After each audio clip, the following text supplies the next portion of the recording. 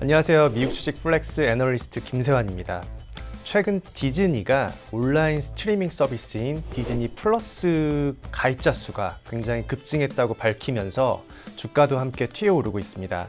아마 디즈니 투자를 고려하시는 분들도 많을 것 같은데 오늘은 디즈니에 대한 분석과 경쟁 기업인 넷플릭스를 함께 비교해 보도록 하겠습니다.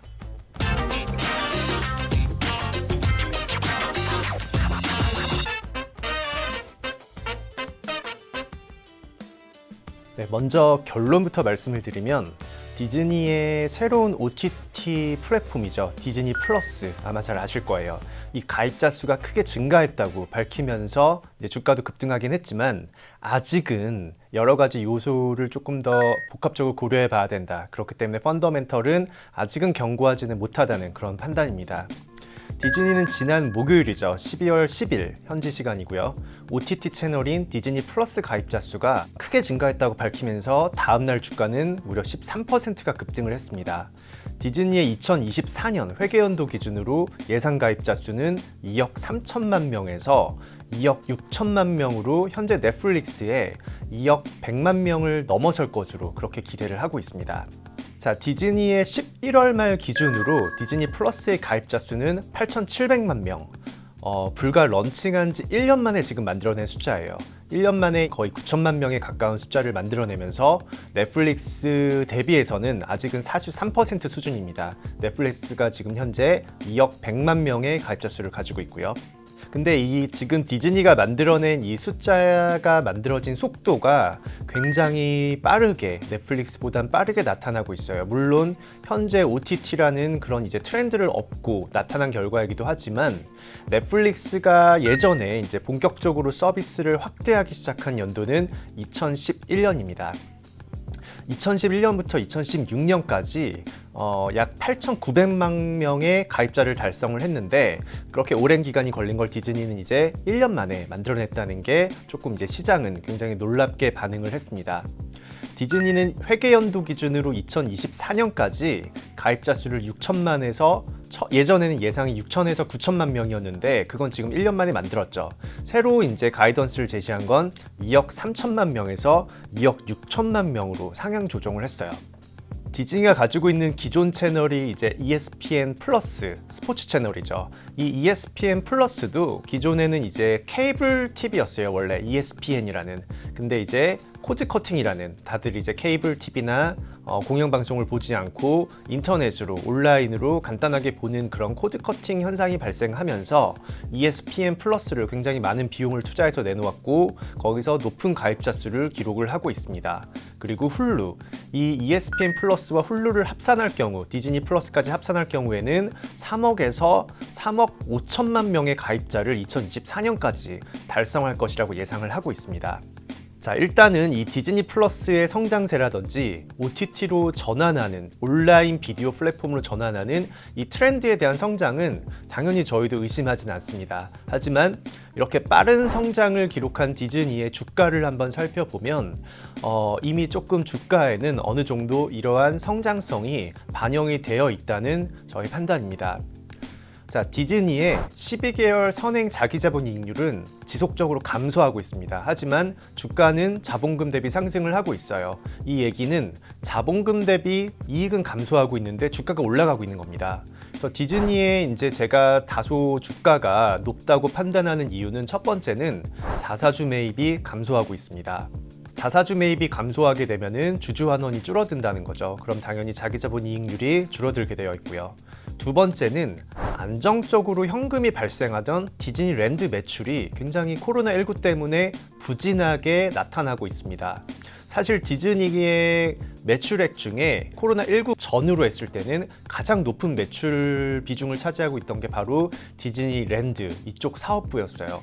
근데 이쪽에서 이제 안정적인 현금이 계속 나타났기 때문에 그 현금을 가지고 주주 환원도 하고 그리고 디즈니 플러스 컨텐츠 비용에도 쓰고 오리지널 컨텐츠를 만들어내는 데도 쓰고 이런 쪽에 굉장히 이제 많은 공헌을 하고 역할을 했던 그런 이제 사업부가 디즈니랜드였는데 코로나19로 인해서 굉장히 지금 매출 부진한 점 때문에 디즈니는 분기 기준으로는 오히려 이제 영업이익이 세전 영업이익이 마이너스를 기록하기도 했습니다.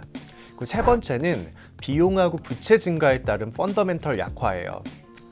결국 강한 성장성은 만들어내고 있지만 디즈니가 이 성장성을 만들기 위해선 굉장히 많은 비용을 쓰고 있다. 이렇게 조금 해석을 하셔도 될 것 같습니다.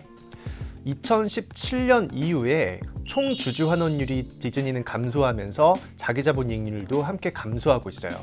코로나19 이전에 가장 높은 매출 비중을 차지했던 부분이 아까 말씀드린 디즈니랜드였는데 2019년 3분기 디즈니랜드 매출 비중이 전체의 33%였는데 최근에는 16%로 크게 감소를 했습니다. 디즈니 플러스 및 OTT 부문의 3분기 매출은 48.5억 달러인데 코로나 이전에 디즈니랜드 매출액이 74억 달러 대비였던 거에 대비해서는 아직은 적은 금액이에요. 그렇기 때문에 디즈니 플러스나 이런 OTT에서 매출이 많이 발생한다 하더라도 아직은 디즈니랜드 쪽 매출을 대체하기에는 조금 부족하다는 저의 판단입니다. 분기 이자 비용도 4.4억 달러에 달하고 있기 때문에 많은 비용을 이제 감당해야 되는 그런 상황이 된 거죠. 자, 제가 주가 차트를 하나 가져왔는데 주가 차트를 조금 보면서 말씀을 드릴게요. 디즈니와 시장의 주가입니다. 이 시장의 주가를 조금 보시면은 최근에 많이 디즈니가 올라오긴 했지만 여전히 2015년부터 봤을 때는 시장 대비에는 조금 눌려있는 그런 주가 모습을 가지고 있고요. 자, 이번에는 이제 디즈니와 넷플릭스를 한번 비교를 해볼게요. 저는 이제 제목으로는 입장이 바뀐 디즈니와 넷플릭스 이렇게 써놨는데 예전에는 이제 강한 성장을 보유하고 펀더멘털을 견고하지 못했다 이런 평가를 받았던 게 넷플릭스였죠. 하지만 최근에는 그 모습이 디즈니하고 조금씩 바뀌어가고 있는데 넷플릭스의 12개월 선행 자기자본 이익률은 디즈니보다 안정적인 오히려 우상향을 기록을 하고 있습니다. 최근에 이제 PBR이 특히 넷플릭스는 하락해서 오히려 주가 부담감도 낮아졌고요. 2012년 이후에 주주환원 없이 자기자본 이익률 상승세를 기록 중인 점도 비즈니스 모델이 넷플릭스는 여전히 성장기에 있다는 그런 판단입니다. 향후 3년 주당 순이익 연평균 복합 성장률 예상 2021년에서 23년까지 주당 순이익이 평균 몇 %씩 올라가냐 이거를 반영하고 12개월 선행 PER을 반영한 PEG 배수는 두 기업이 모두 1.6배로 동일하지만 넷플릭스의 오히려 자기자본 이익률이 25.9%로 디즈니의 3.7%를 상회하고 있습니다. 그렇기 때문에 자기자본 이익률이 높게 나타나고 있다는 점, 그리고 지난 14년간 BPS를 비교를 해도 지금 넷플릭스가 오히려 주당 자본금이 늘어나는 속도보다 주당 순이익이 오히려 더 높게 증가하고 있었고 디즈니는 오히려 그 반대의 모습이 나타나고 있었어요. 하나씩 그 차트를 조금 보여드리면서 설명을 드리겠습니다. 먼저 제가 4개의 차트를 조금 같이 설명을 드릴 건데요. 자기자본이익률 차트와 그러니까 자본금 대비 주가 올라가는 거와 자본금 대비 이익이 올라가는 속도를 보여주는 차트, 그리고 총 주주 환원율 차트, 이 두 가지를 디즈니와 넷플릭스를 이제 나눠서 보여드리겠습니다. 먼저 차트를 좀 보시면요. 왼쪽 상단에 있는 차트를 먼저 보시면은 디즈니의 자기자본 이익률을 볼 수 있는 차트예요. 검정색 실선을 보시면은 2018년, 19년 이후로 자기자본 이익률이 굉장히 가파르게 감소하고 있습니다. 하지만 오히려 12개월 선행 PBR은 반대로 증가하고 있어요. 이 부분은 자본금 대비 이익 성장보다 주가 상승이 오히려 반대로 가고 있는 거죠. 주가는 반영이 되고 있는데 이익은 지금 마이너스 나고 있는 그런 이제 차트라고 보시면 되고, 오히려 오른쪽에 넷플릭스의 자기자본 이익률 차트를 보시면은 2013년부터 꾸준히 안정적으로 우상향하고 있는 그런 모습을 볼 수가 있습니다. 자, 자기자본 이익률에 영향을 미치는 요인은 물론 이제 실질적인 매출과 이익 성장을 볼 수가 있겠지만, 오히려 비즈니스 모델이 성숙기에 접어든 기업들은 주주 환원율을 조금 볼 필요가 있어요. 그래서 제가 그 밑에 차트 두 개를 또 붙여놨는데, 디즈니의 총 주주 환원율은 2011년부터 조금 이렇게 나타나기 시작을 했죠. 그래서 ROE를 끌어올렸었습니다. 하지만 최근에는 주주 환원율이 감소하고 있습니다. 물론 이제 이 한번 이렇게 쭉 치고 올라온 2020년에 치고 올라온 차트가 있지만, 이건 이제 워낙 이익이 감소했기 때문에 배당 성향으로 봤을 때는 이익이 감소했기 때문에 오히려 높게 나타날 수밖에 없는 차트고요. 반면 오른쪽에 넷플릭스의 총 주주 환원율을 보면 주주 환원이 없습니다. 없음에도 불구하고 넷플릭스의 자기자본 이익률이 올라가고 있다는 점은 오히려 저희는 여전히 넷플릭스는 이 OTT라는 트렌드를 만나서 비즈니스 모델이 성장기에 있는 그런 기업이다. 이렇게 조금 판단을 할 수가 있습니다.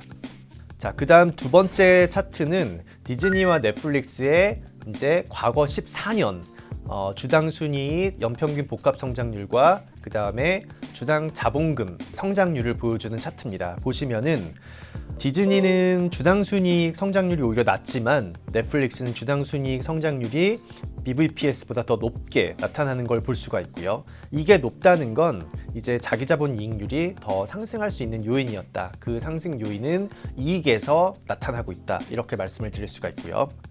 그 다음 차트를 조금 보여드릴게요. 디즈니의 연간 잉여현금 흐름 예상과 넷플릭스의 연간 잉여현금 흐름 예상입니다.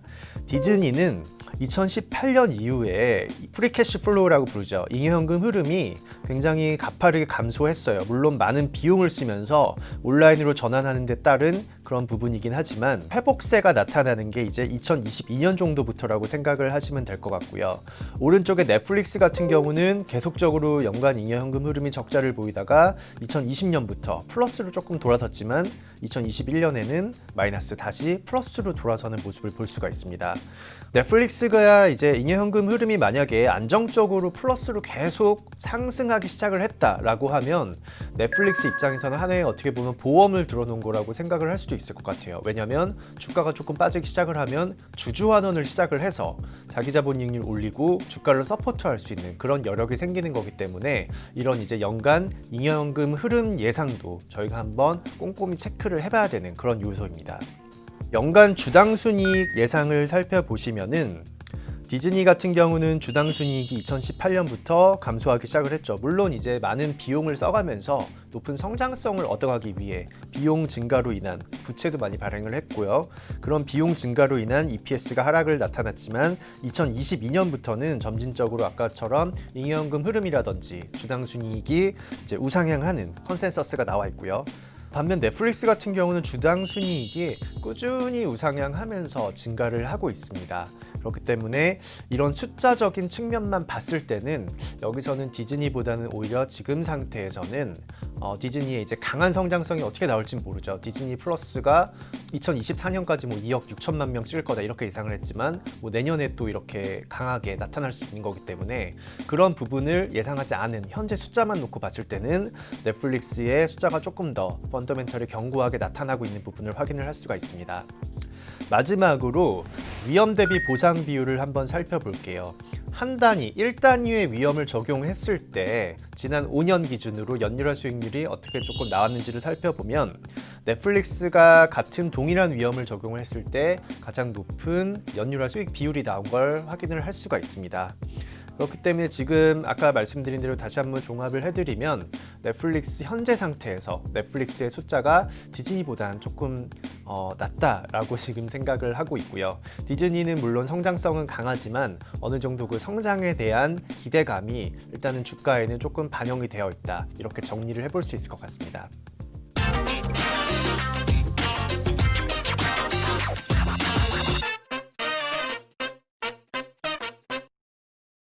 네, 오늘은 OTT 플랫폼을 제공하고 있는 디즈니와 넷플릭스를 비교해봤습니다. 투자에 많은 도움이 되시길 바라면서 미국 주식 플렉스를 마치도록 하겠습니다. 감사합니다.